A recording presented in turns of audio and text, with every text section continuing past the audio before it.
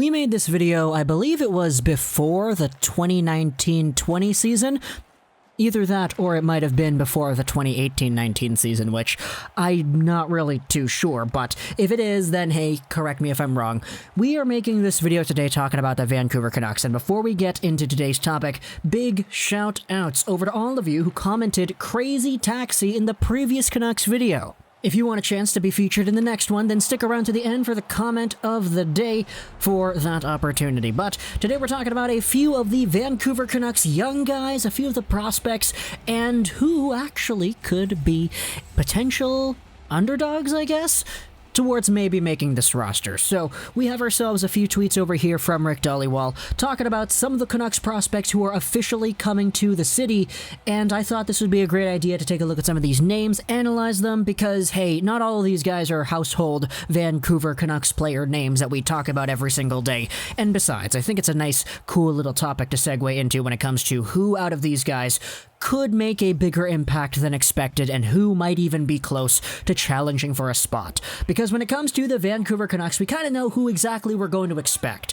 For the Canucks forward core, you have Eriksson, Besser, Horvat, Miller, Sutter, Pearson, Ferland, Baertschi, who is only being included here because his cap hit is pretty big, but I don't know if he's actually going to be challenging for a spot. You have Roussel, Beagle, Virtanen, Mott, Gaudette, Pettersson, and McEwen. That is 15 forward names right there. Combined with a few of the other guys we have that could be coming into Vancouver soon, we have ourselves a difficult decision to make when it comes to who's going to be the starting 12, who's going to be left in the press box, who's going to be in the taxi squad, who's going to be in the AHL in general. And then on defense, we have Edler, Hughes, Schmidt, Myers, Ben, and then whoever else. Rafferty, Juolevi, Rathbone, Chatfield, you name it. Same kind of situation over here. So when it comes to the Vancouver Canucks, we do have a good amount of prospects who might actually be closer than we think to challenging for spots and maybe forcing any of those 15 forwards out or cracking their way into that decor. Let's take a look at Rick Dollywall's Twitter account, where he says Olli Juolevi is in town. Nils Hoglander was expected to arrive today. Today as in the tweet's publication date, yesterday. It's actually kind of funny because Nils Hoglander was spotted on Tinder a few days before this tweet was released, so yeah, there was something on Reddit about Hoglander actually being like a few kilometers away. His Snapchat was actually leaked in it as well, so I'm not going to put that here on the screen. Still quiet on the Michael Ferland front, however, and that is another name here that could actually break down the walls into this conversation if he is healthy. But William Lockwood is also here. Jonah Gadjovich arrives Wednesday. Kole will arrive later in this week. We also had a tweet from Patrick Johnston talking about Marc Michaelis, the guy we spoke about in yesterday's video, how he is on his way to Vancouver. He has an outside chance to be a handy fourth-line center, according to some scouts. So when it comes to these guys, let's just go over in the order that they appear in these tweets over here. Olli Juolevi, does this guy make the team? I think so. If I'm going to put my predictions out there, I do think Olli Juolevi is making the team just from the rhetoric that we have seen from guys like Jim Benning, guys up there at the top who have expressed how Juolevi has improved and how he actually is vying for a spot on a Vancouver decor that is somewhat weak, I guess I would say. Juolevi's 22 years old. He played the most recent season in the Utica Comet system and actually wrapping things up as an NHL player. Yeah, he played in the playoffs. He played against Minnesota. They won that game in overtime. Juolevi was out there celebrating, and the fact is, he's a guy who has developed into a pretty steady, pretty solid two-way defender with the Utica Comets, and sure, he didn't play much minutes in the Minnesota Wild game he did play, but hey, playing is better than not playing, so he's a guy who has taken that step. If he takes the bigger step next year, then that would be ideal, and I'm honestly going to say that he's going to do it. Next up, we have ourselves that Nils Hoglander, who has indeed been trying to get his mojo on in Sweden with the Rögle BK before coming over to Vancouver. He's a guy whom some label as NHL ready. He's a guy whom some people label as not NHL ready, and that he'll need another year in Sweden. But if I were to place a bet, I would probably say that Hoglander has, let's say, a 40% chance of making the team. Like, I would more likely bet on him not making it than making it, and that's me just being a little bit more pessimistic here. Firstly, because they actually do have so many other forwards, 15 guys over here that we've already mentioned on their forward core. And secondly, the fact is there are some very smart hockey people out there who are saying that he will need some more time in the SHL or whatever. And sure, I don't want to make it seem like other people are dictating my opinions or whatever, but when I value other people's opinions in these communities, I do take them into consideration when it comes to how people perceive other issues. So for Hoglander, I wouldn't be surprised if he made it, wouldn't be surprised if he didn't make it. It would just be a toss-up either way. I do think that he's good enough to crack an NHL roster.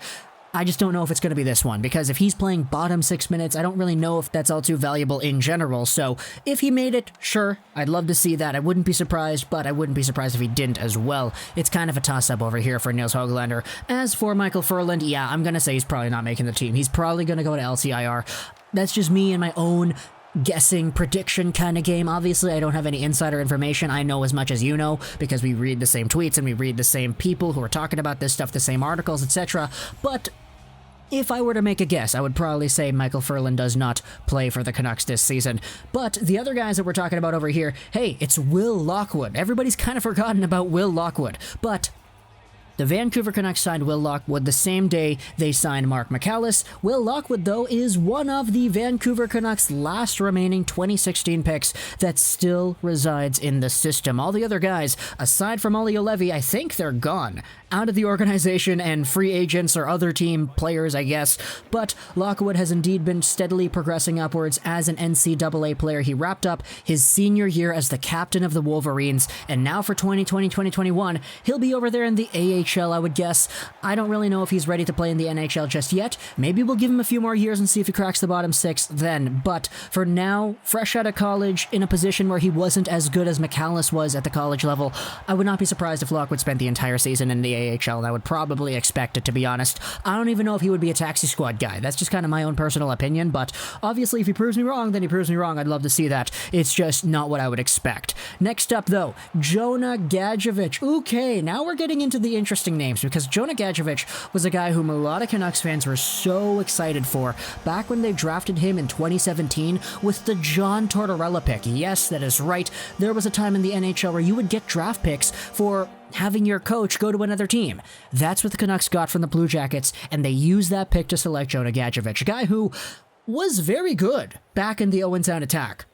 He was indeed playing over there with Petrus Palmu as well as Nick Suzuki, was way over a point per game as a very feisty, very grindy, physical two-way player. With the Utica system, his offense really didn't translate, but he was playing a different role aside from that. It was Kole who was on the more point-productive side of things, and he was given that role to do that, but Gadjovich was there, improving his game in other aspects. But if it were up to me and deciding who was going to make this team, I don't know if I would say Gadjovich makes it, mostly just because I do still think there are some other improvements to make when it comes to his overall package as a hockey player. So even though he is a physically mature player who does have some very good skills, I would rather see him developing the AHL, become a very, very good player in that league before making the jump over to the NHL, because Kole is over here as a guy who was also taken in that second round in the 2017 NHL Entry Draft, and Kole has absolutely exploded offensively for the Utica Comets. After a poor season in 2019, he bounced back 44 points in 61 games in 2020. He's looked better, he's improved, he's a guy who, if you're putting him in the NHL, you're putting him as a middle six, power play 2 kind of guy. And I don't know personally if the Canucks' depth even permits a guy like Kole entering that spot, but I would personally say, in my opinion, it would be a lot more likely that Lind makes the team this year than a Gadjovich, just because the progression, I think, is a lot more in Lind's favor. But, of course, I don't want to make it seem like I think he's going to make the team 100%. If I had to place a bet, it'd probably be something a little bit less than, like, 45%, around the same ballpark as Hoglander, to be honest, mostly because of the depth this team has. So, that's my opinion on Kole. We also have that Marc Michaelis, who a lot of people are saying could be a fourth-line center. In my opinion, I would label him as a more likely player than Will Lockwood to make the team, but because of the depth, man, it's just such a big thing over here that I would not really expect it. But if it does happen, then hey, I wouldn't be surprised. We also have Jace Hawryluk in here too, who was not a part of that 15-man list that we had earlier at the beginning of the video. So for Marc Michaelis, Jace Hawryluk, these guys, Kole, Nils Hoglander, there certainly is a chance, but I don't know if it's really too likely considering the other players the team already has.